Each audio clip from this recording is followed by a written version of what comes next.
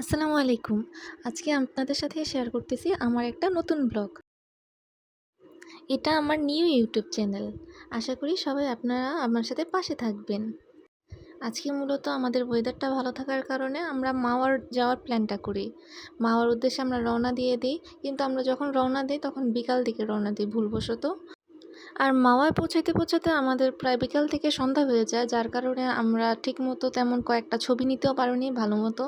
আর ওই পারে হচ্ছে আমাদের পদ্মা ব্রিজটা যেটা ওটা দেখা যাচ্ছিল, আমার কাছে অনেক ভালো লাগতেছিল, কিন্তু ওই যে ছবিটা তুলতে পারিনি সুন্দর সানলাইট না থাকার কারণে। আর আশেপাশে নৌকারা বলতেছিল লাস্ট ট্রিপ 100, লাস্ট ট্রিপ 100 করে। এরপর হচ্ছে আমরা একটা রেস্টুরেন্টের উদ্দেশ্যে রওনা দিই, যে কোনটার মধ্যে খাবো কোনটা খাবো না এটা সিলেক্ট করতে করতেই আমাদের অনেক সময় হয়ে যায়। পরে দেখি যে মানে সন্ধ্যা থেকে রাত হয়ে গেছে, কিন্তু আমাদের কোনো সিলেক্ট করার কোনো হুঁশ নাই।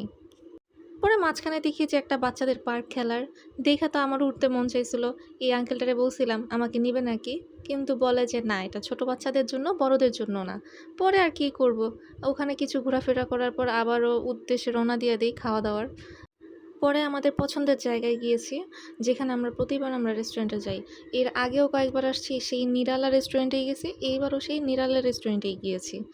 এখানকার খাবার সার্ভিস সব কিছু অনেক ভালো লাগছে আমার কাছে। এটা কোনো প্রমোশনাল ভিডিও না, এটা হচ্ছে মানে যেটা রিয়েল সেটাই আমি আর কি বলার চেষ্টা করেছি। আর তুলনামূলক দেখেছি যে অন্যান্য রেস্টুরেন্টের তুলনায় এই রেস্টুরেন্টে একটু ভিড়টা একটু বেশি। তার মাঝখানে আমরা একটু রং ঢং করতেছিলাম হাত ধরে। আর এখানে এই ভিডিওটা আমি কালো করে দিছি, কারণ তো আপনারা সবাই জানেন যে ইউটিউবে একটা রেস্ট্রিকশন আছে। কোনো ব্লাড বা লাল জাতীয় কোনো কিছু দেখলে রক্তের মতো সেখানে রেস্ট্রিক্ট দেয় বা স্ট্রাইক দিতে পারে। যার কারণে আমি এটা কালো করে দিয়েছি, আপনারা বুঝে নেন। মাছটা ভালোই ছিল, মানে আমাদের দুইজনের জন্য অনেক পারফেক্ট একটা মাছ ছিল। কারণ কিসের জন্য, আমরা তো দুইজনে অত বড় একটা মাছ খেতে পারবো না, আর এই সাইজটা আমাদের জন্য একদম পারফেক্ট হয়েছে। তার সাথে আমরা 3 পিস বেগুন নিয়েছিলাম। প্রায় আধা ঘন্টা লেট করার পরে আমাদেরটা আসছে, কারণ কিসের জন্য, আমাদের আগে আরও সিরিয়াল ছিল।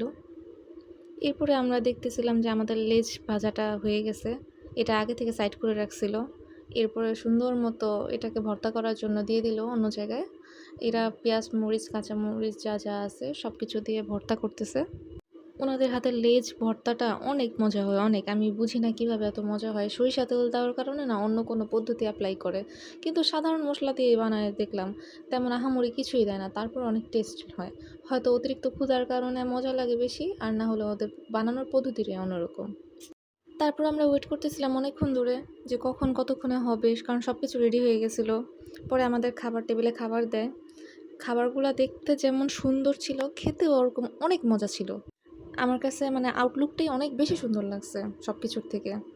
এই যে আমি 2 থেকে 3 পিসের মতো মাছ খেয়ে ফেলছিলাম, এত ভালো লাগছে আমার কাছে।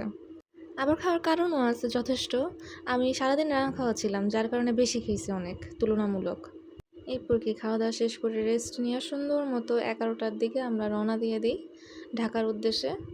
তারপরে আস্তে আস্তে সুন্দর মতো বাড়ি ফিরে যাই। মাঝখানে আর রাতে ভিডিও করা হয় নাই, কারণ যেহেতু 80-90-তে চলে, অনেক বাতাসের চাপ থাকে, যার ফলে হচ্ছে আমরা আর ভিডিও করতে পারি নাই।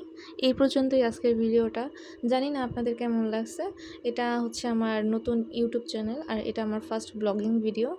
আপনারা দোয়া করবেন আমার জন্য, আর সুন্দর মতো আমার সাথে একটু সাপোর্টে থাকবেন, যেন আমি আস্তে আস্তে আপনাদের ভালোবাসায় চ্যানেলটাকে একটু গ্রো করতে পারি। আল্লাহ হাফেজ, আসসালামু আলাইকুম।